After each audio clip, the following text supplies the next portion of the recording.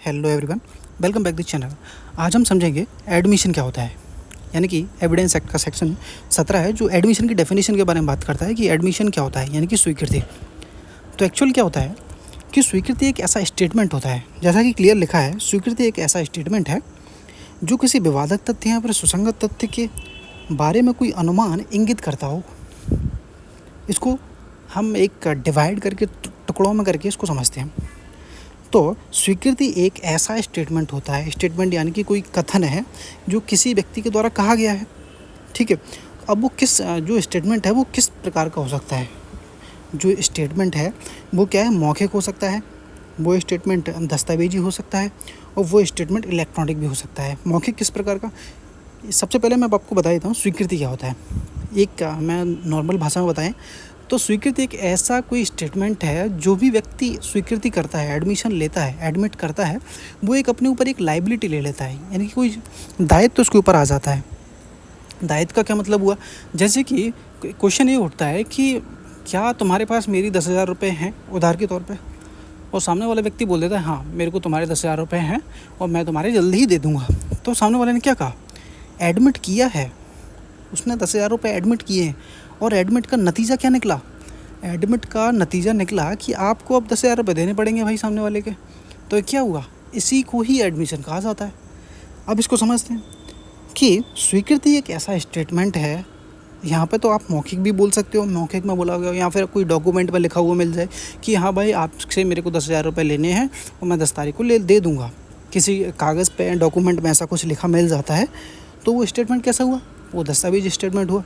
और इलेक्ट्रॉनिक यानी कि किसी मेल में मैसेज के थ्रू कोई एक ऐसा स्टेटमेंट मिलता है जिसमें कहा गया है कि भाई मेरे को तुम्हारे 10,000 रुपये देने हैं, मेरे को याद है, मैं आपके पैसे 15 तारीख को लौटा दूंगा।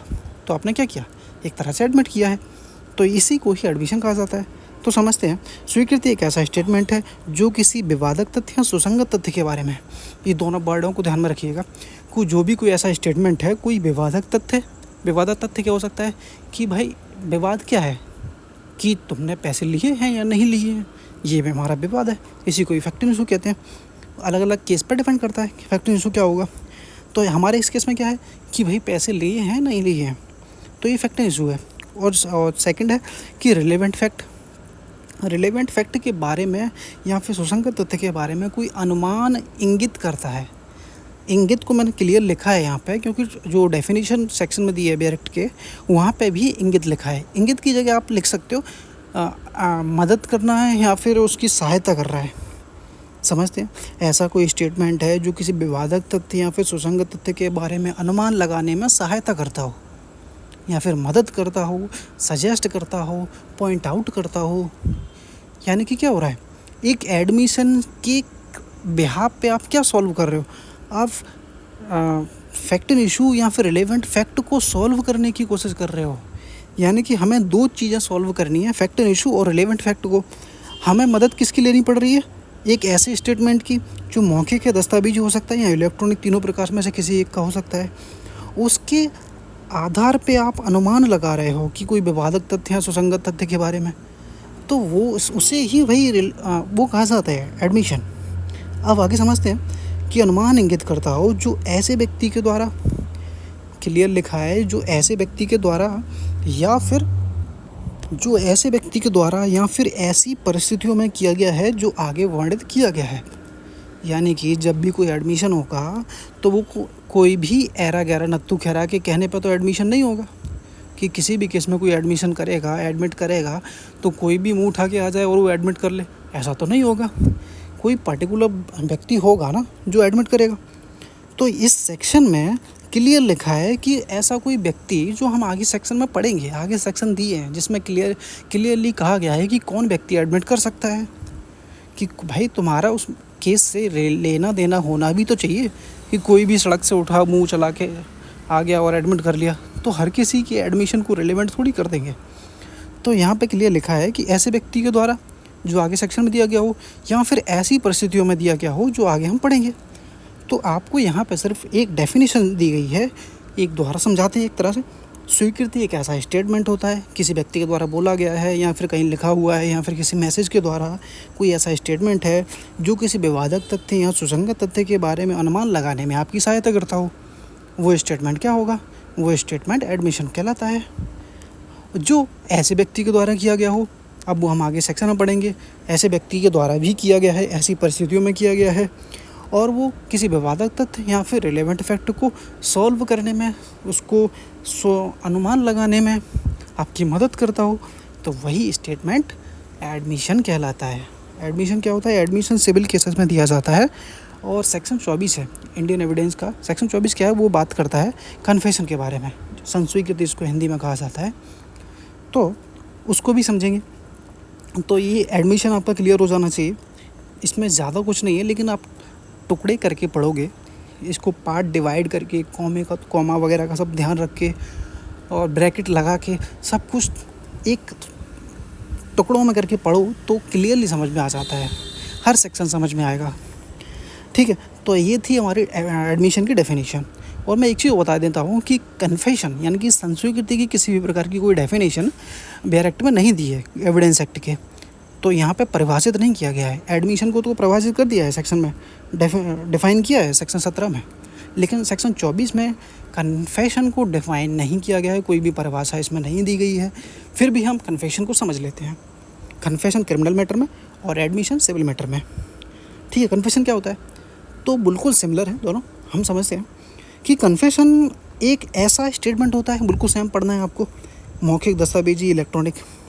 कन्फेशन एक ऐसा स्टेटमेंट है जो किसी विवादक तथ्य या फिर सुसंगत तथ्य के बारे में अनुमान लगाने में आपकी सहायता करता हो।